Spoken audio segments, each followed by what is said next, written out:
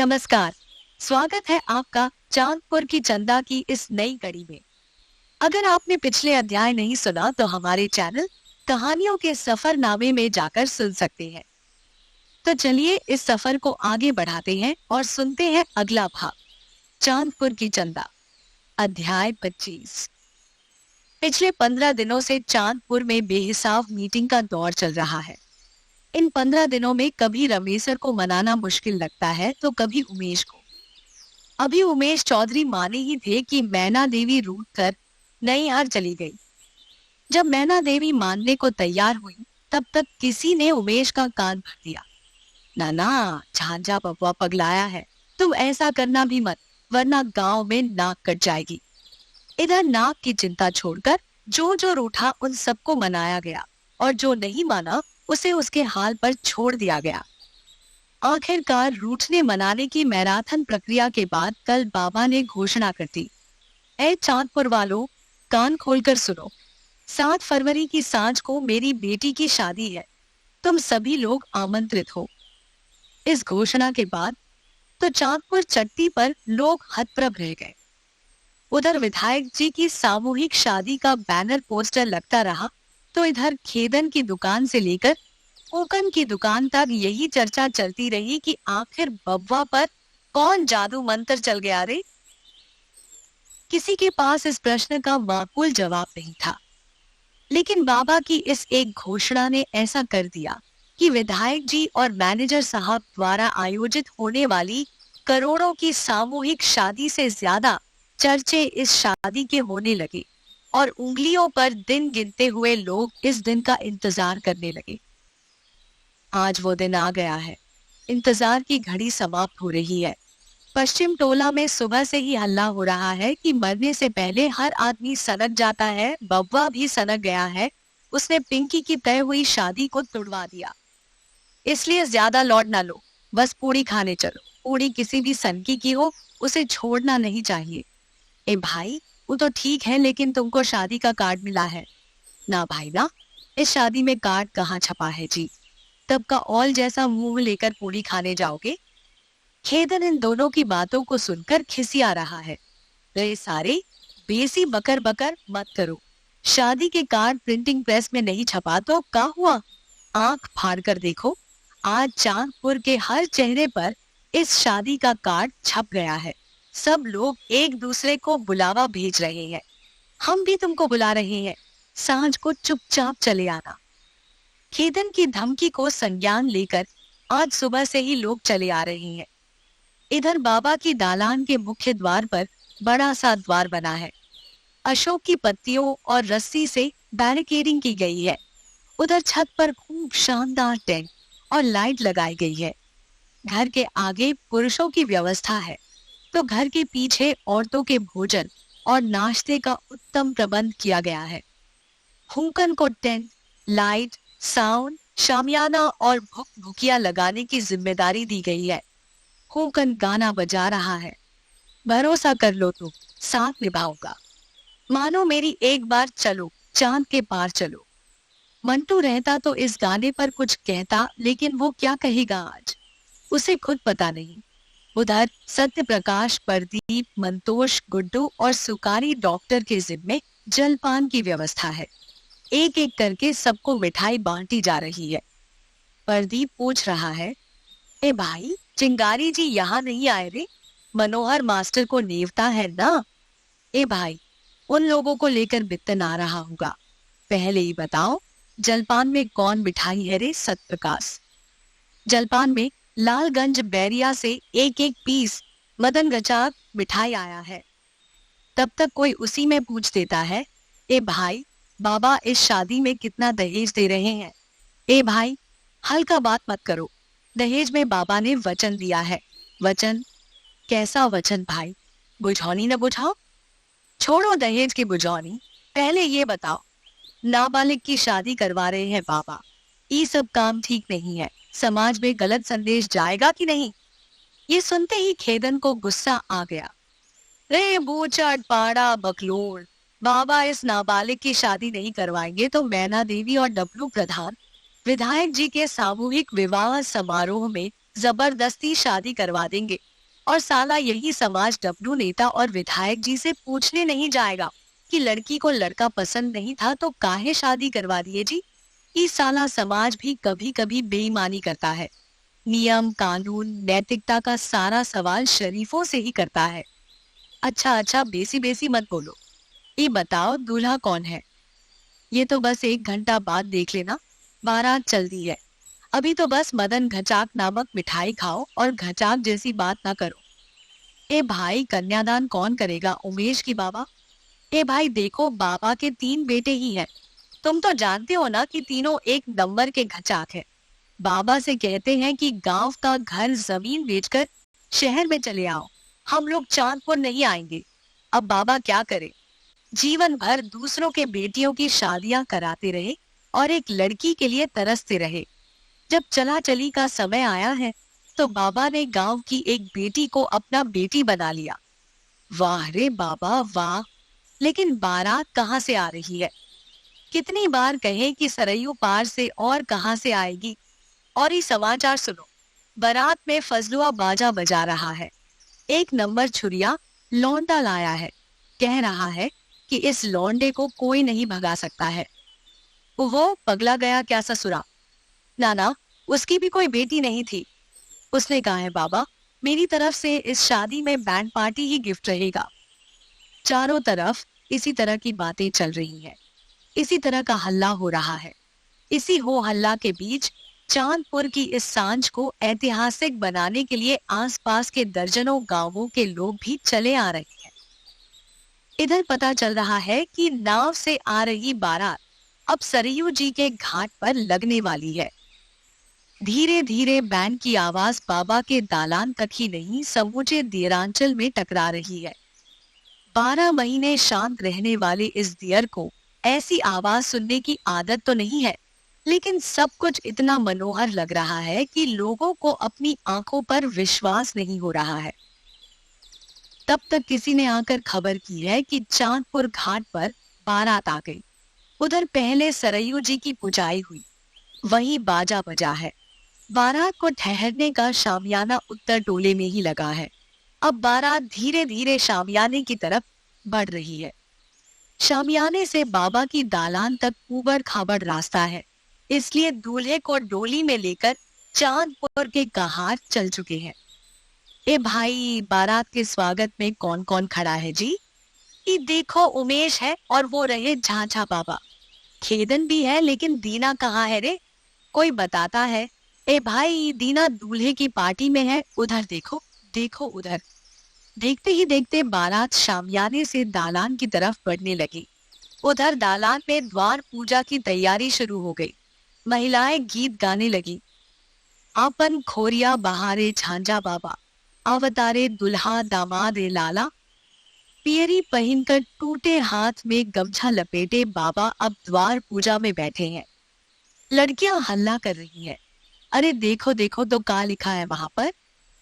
लिखा है शशि संग चंदा दुल्हा। हाय रे मंटो दुल्हा। ई तो शेरवानी पहनकर एकदम अजय देवगनवा को फेल कर रहा है रे लड़का। गांव की लड़कियां मंटू को देखकर हंस रही है, विस्मय भरी हंसी। मंटू की आंखें किसी की तरफ देख नहीं पा रही है। आखिर कैसे देखें? जिस चांदपुर की माटी ने पाला पोसा पुचकारा और धुतकारा, उसी ने वापस गले भी लगा लिया। वाह रे चांदपुर, शशि और चंदा को एक साथ मिला दिया।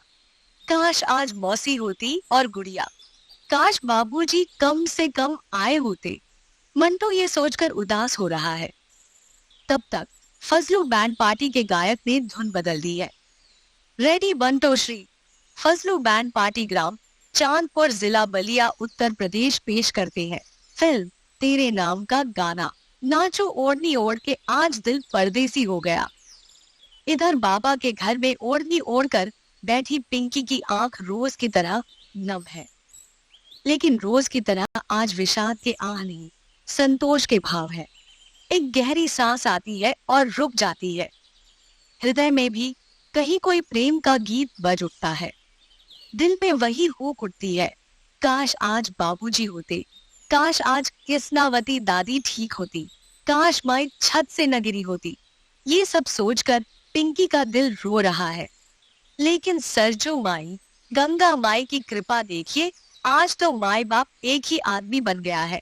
उसने माथे पर पगड़ी बांधकर 80 साल की उम्र में ऐलान कर दिया है कि पिंकी आज से उसकी बेटी है, आज से उसके घर और दालान की वारिस है। इधर द्वार पूजा हो गया, घराती और बराती सब एक दूसरे से मिल रहे हैं। उसी में से कोई बता रहा है, ये भाई ब्याह बाद बाबा ने पिंकी को पढ़ाई का सारा खर्च देने का फैसला लेकर इतिहास कायम कर दिया है। केतन उसको डांटता है, ए चुप रहो, बाबा ने नहीं, चांदपुर की चंदा ने इतिहास कायम किया है। उसे घर और बाहर दोनों तरफ से प्रताड़ित किया गया, लेकिन उसने सीखने की सनक न छोड़ी। पढ़ने पढ़ाने और समाज के लिए कुछ सार्थक करने का जुनून नहीं खोया। बाबा ने तो बस उसका हक लौटाया है। तब तक दीना ने बताया, भाई चांदपुर में लड़कियों के लिए कायदे का स्कूल नहीं है और न ही एक्को मास्टर। सिलाई कढ़ाई सीखने भी 7 किलोमीटर जाना पड़ता है। अब बाबा के दालान में पिंकी का स्कूल चलेगा। बाबा ने अपना दालान और घर पिंकी के नाम कर दिया है, और तो और पिंकी को आने जाने के लिए स्कूटी भी दिया है। अब उनके मरने के बाद ये दालान नहीं टूटेगा। इसी दालान में गांव की लड़कियां पढ़ेंगी और सीखेंगी। लीजिए, बारात के बाजे बज रहे हैं। इधर खुलासों की फुलझड़ियां छूट रही हैं। उन फुलझड़ियों के प्रकाश में लोगों के मुंह चौड़े हो रहे हैं। उधर आंगन में गुरहथी होने जा रहा है। गुरहथी में 7 थान गहना, साड़ी सब पिंकी को चढ़ाया गया है। गुरहथी किया है मंतोष ने, राकेश ने चढ़ाया। ए बसुर जी, हवा से दूर रहना। चुप रहो ससुर, सुने नहीं होगा कि साल में 1 महीना जेठ का भी होता है। सत्य प्रकाश ने जोर से डांटा, एक गंदा बात नहीं, एकदम नहीं। ये ना भूलो, बारात उस पार से इस पार ही आई है, सारे लोग अपने हैं। सब हंसने लगे। हृदय में जमा कलुष उस हंसी की धार से धुलने लगा। राकेश चौकन्ना हुआ। ए पंडित जी, जल्दी जल्दी ब्याह और विदाई करानी जरूरी है, वरना गांव के कुछ लोगों की उपस्थिति डरा रही है। ये लोग अच्छे काम में विघ्न डालने के लिए ही पैदा हुए हैं, इनसे डरना जरूरी है। गुड़िया की शादी याद है ना आपको? गुड़िया की शादी को याद करते ही पंडित जी का रोमा गनगना गया। झट से मंत्र पढ़ने लगे। ब्याह शुरू कर दिया गया। सामने झांझा बाबा कन्यादान करने बैठे हैं। आज उनकी आंखें नम है। मंटू और पिंकी की तरह उन्हें भी अफसोस हो रहा है। काश आज साथ में पत्नी होती, बेटे होते तो ये आनंद दूना हो गया होता ना। लेकिन बाबा को ये देखकर संतोष हो रहा है कि आज उनका दालान गांव भर के बेटे बेटियों की आवाज से चहचहा रहा है। शादी में घर घर जाकर गीत गाने वाली पिंकी की शादी में गांव भर की महिलाएं गीत गाने के लिए टूट पड़ी है। सबके हाथ में एक एक साड़ी है, सबके हाथ में एक एक उपहार है। वहीं मंटू की शादी का नाम सुनकर दूर दूर से कई दर्जन लड़के साइकिल से आए हैं। इधर पिंकी घूंघट में कैद है। उसका हृदय प्रेम की धार से द्रवित हो रहा है। इतनी जल्दी हवा उल्टी बहने लगेगी कौन जानता था। उसने मान लिया है कि अच्छाइयां और बुराइयां हर आदमी के भीतर किसी कोने में कैद होती है। जरूरत होती है उनको आवाज देने की। झांझा बाबा ने वो आवाज दे दी है। आज पिंकी को लेकर सबकी धारणा बदल गई है। ये कोई चमत्कार नहीं, ये सच्चाई है। लीजिए। अचानक सरयू नदी की तरफ से एक तेज हवा उठी। मारों के बांस हिलने लगे। सेनुर दान शुरू हो गया। मंटू पिंकी की तरफ हाथ उठाया। उसके हाथ कांप उठे। पिंकी के लोअर जमीन पर गिरने लगे। देखते ही देखते पूनम के साथ गांव की लड़कियों ने गाना शुरू किया। बाबा बाबा पुकारी ले, बाबा ना बोले ले हो, बाबा के बरजोरी सेनुर बर डाले ले हो। गाते हुए पूनम की आंख से आंसू निकल रहा है। लेकिन आज इन आंसुओं का रंग दूसरा है। इसमें एक आनंद है जो अव्यक्त है। आज पहली बार पूनम को अपनी जान से प्यारी बहन के लिए गीत गाना अच्छा लग रहा है। अरसे बाद पूनम गा रही है, चाचा चाचा पुकारी ले, चाचा ना बोले ले हो, चाचा के बरजोरी सेनुर बर डाले ले हो। ये सुनकर माड़ों में बैठे चाचा उमेश रो रहे हैं। आखिर चाचा क्या बोले? पिंकी जैसी बेटी कहाँ होगी? जब से पैदा हुई है वो खुद को साबित ही करती रह गई। कभी चाची के सामने, कभी चाचा के सामने, कभी गांव और कभी समाज के सामने। आखिरकार शादी हो गई। दूल्हा दुल्हन को कोहबर में लाया गया। माड़ों में भोजन, बांध खुलाई और समध हुआ। रमेसर और झांझा बाबा गले मिले। उमेश ने दोनों को पीछे से पकड़ लिया।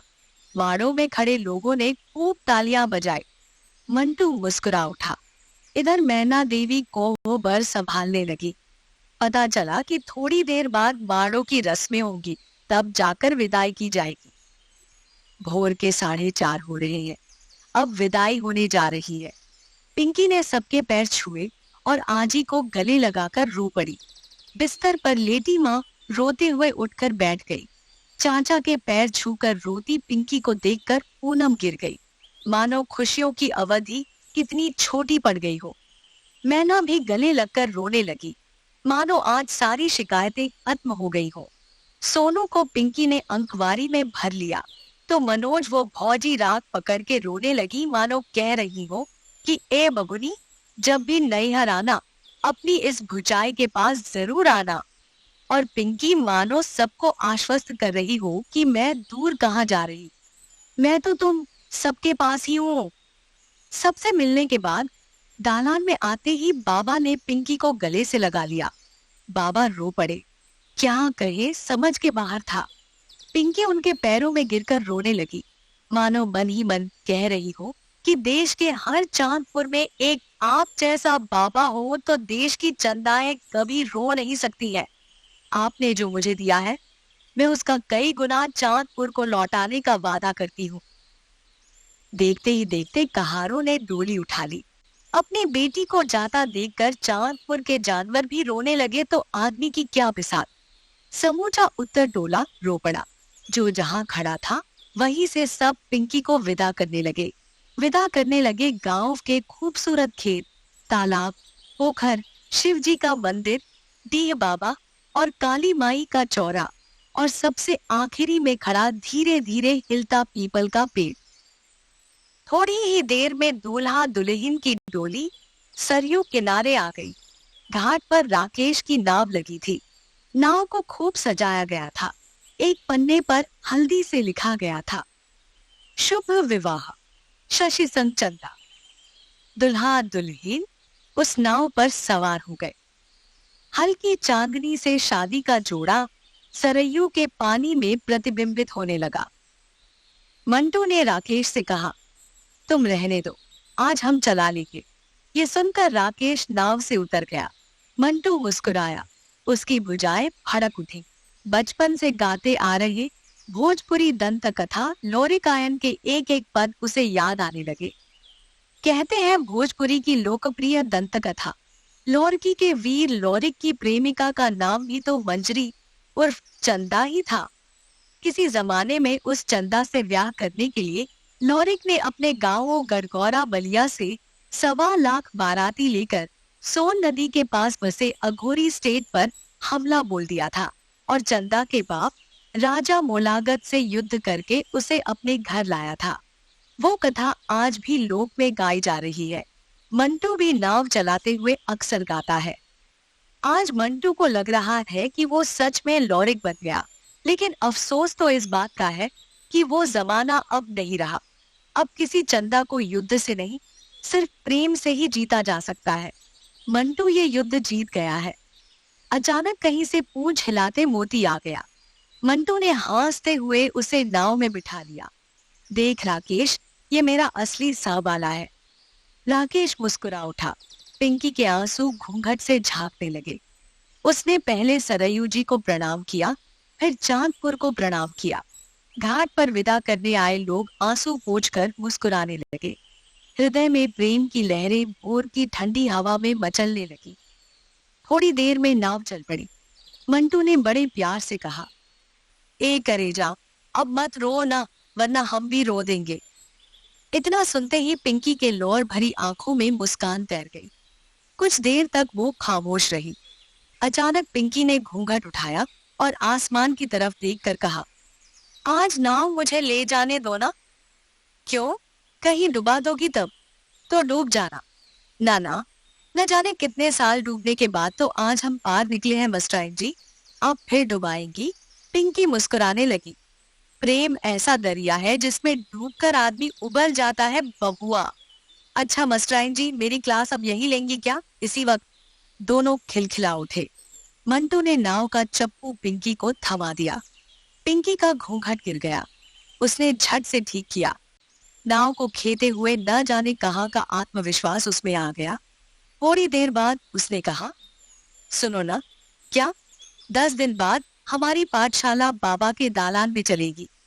हम अब इसी नाव से पढ़ाने आएंगे। 3 दिन सरयू के इस पार, 3 दिन सरयू के उस पार। ये सुनकर मंटू मुस्कुरा उठा। अच्छा, और हम कब पढ़ाई करेंगे? रात में? बदमाशी मत करो बबुआ। सुबह उठाकर बर्तन भी बजवाएंगे, मार्च देंगे। थक जाओगी तो सर में तेल भी लगा देंगे, और कहोगी तो गोड़ भी दबा देंगे। ना ना, निरहुआ बनने की नौबत नहीं आएगी पतिदेव जी। तो मेरे साथ हो, यही बहुत है मेरे लिए। मैं सब कर लूंगी। दोनों एक बार फिर हंस पड़े। आगे क्या कहते समझ के बाहर था। 20 दिन के अंदर दोनों का जीवन 360 डिग्री घूम जाएगा। ये किसको पता था? मंटू ने सर पर रखी दूल्हे वाली टोपी और गले में लटके ताक पाट को निकालकर नाव पर रख दिया। इधर नाव चलती रही और नाव खेती पिंकी की चूड़ियां एक लय में बजती रही। उसके माथे की बिंदी पर चांद चमकता रहा। कितना कुछ था जो सुंदर था, और कितना कुछ था जिस पर एक बार मन ही मन मुग्ध हुआ जा सकता था। देखते ही देखते भविष्य की मनोहर कल्पनाएं पानी में कल्लोल करने लगी। देखते ही देखते चांदपुर आंखों से ओझल हो गया। नाव किनारे लग गई। दोनों उतरने लगे। उतरते हुए पिंकी का सारा उत्साह उदासी में बदल गया। मंटू ने उस पार देखते हुए कहा, ए पिंकी, आज तो चांद का दाग चांदपुर ने मिटा दिया। आज तो हम लोग पार हो गए। पिंकी गंभीर हो गई। अभी कहाँ पार हुए हैं बबुआ? अभी तो चांदपुर की कई चंदाएं उस पार खड़ी है। अभी तो कई गुड़िया और पूनम की आंखों को हमारा इंतजार है। अभी तो कई सविता और लीला को सशक्त बनाकर उनकी आंखों में नए सपने बोने हैं। उनको उनकी मंजिल दिखानी है। अभी तो हमने आधी लड़ाई जीती है, आधी बाकी है। ये सुनते ही मंटू ने पिंकी का हाथ पकड़ लिया।